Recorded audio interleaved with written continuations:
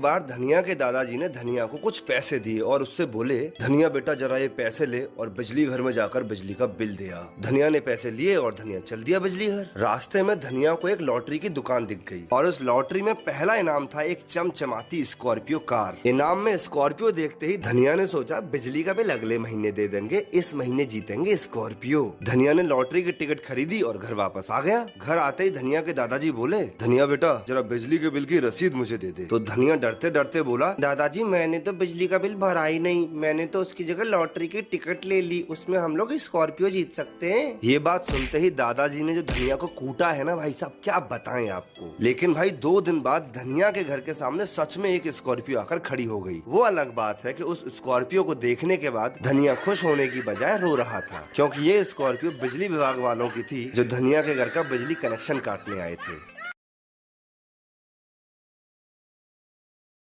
एक बार 3 लोगों को 10-10 साल की सजा सुनाई जाती है। सजा काफी लंबी थी, इसीलिए उन तीनों को बोला जाता है कि वह अपना टाइम पास करने के लिए कोई भी एक चीज अपने साथ जेल में लेके जा सकते हैं। इसीलिए पहला बंदा अपने साथ बहुत सारी बुक्स लेके जाता है, दूसरा बंदा पेंटिंग का सामान लेके जाता है और तीसरा बंदा लेके जाता है बहुत सारी सिगरेट्स। जब उनकी सजा के 10 साल पूरे हो जाते हैं तो जेलर उनसे मिलने आता है और उनसे पूछता है कि वो लोग जेल से बाहर निकलने के बाद क्या करेंगे।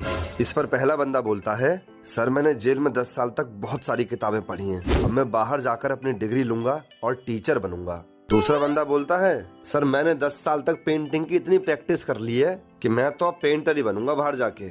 इसके बाद जब जेलर तीसरे बंदे के पास जाता है तो देखता है कि उसकी सारी सिगरेट्स ऐसे के ऐसे ही रखी हुई हैं। यह देखकर जेलर उससे बोलता है कि भाई जब पीनी ही नहीं थी तो मंगाई क्यों थी? सर मंगाई तो पीने के लिए ही थी, पर ये भूल गया था कि इनको जलाने के लिए लाइटर भी चाहिए होता है।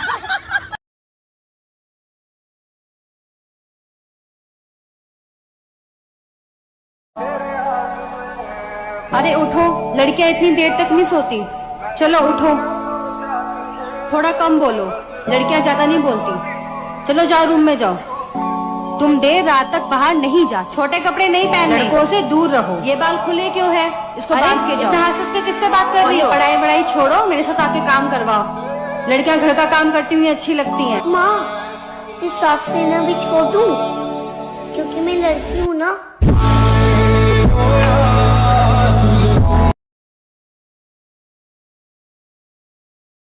ये जो तू हर दिन मैगी से काम चला लेती है, वहाँ तुझे पूरे घर के लिए रोटियां बनानी पड़ेगी। अभी तो तू लड़कों को दोस्त समझकर गले भी लगा लेती है, पर वहाँ तुझे अपनों से भी दूरियां जतानी पड़ेगी। ये जो बिना ब्रा की टी शर्ट में आजादी महसूस करती है, वहाँ ये सब नहीं चलेगा। अपनी माँ को तो जवाब दे देती है, पर सास को दिया तो 5 अलग अलग लोगों का सुनना पड़ेगा। अभी तुझे कौन समझता है कौन नहीं, ये तुझे तब पता चलेगा जब तू वहाँ पे पीरियड्स में भी आराम नहीं कर पाएगी। ये जो 24 घंटे तेरा फोन चार्जर से कनेक्ट रहता है ना, वहाँ सारा दिन फोन कैसे चलाएगी? हो सकता है वहाँ भी आइटम सॉन्ग्स बजे, पर शायद ही तू कभी यहाँ की तरह वहाँ पे नाच पाएगी। दोपहर के 12 बजे तू ब्रेकफास्ट करती है ना, वहाँ 8 बजे ही घंटियां बज जाएगी। ये जो कहती है ना नाइट पार्टीज में जाने के लिए मना क्यों करते हैं, वहाँ तेरे दिन में निकलने पे भी रोक टोक करेंगे। अभी देर से घर आए तो बस डांट पड़ती है, पर वहाँ सीधा तेरे कैरेक्टर पे सवाल उठेंगे। बॉयफ्रेंड के आगे तो एक्स लग सकता है, पर हस्बैंड के आगे कैसे लगाएगी? शायद थोड़ी कम बंदिशें हो जिस दिन तू कुछ बन जाएगी, इसलिए जाकर पढ़ ले बहन, वरना तेरी भी इसी तरीके से जल्दी ही शादी हो जाएगी।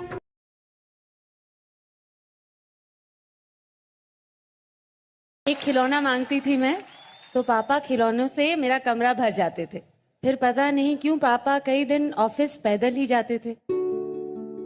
फिर एक दिन अपने पसंद की ड्रेस मांग ली, तो लिफाफे में ड्रेस के साथ एक सुंदर सा गहना था।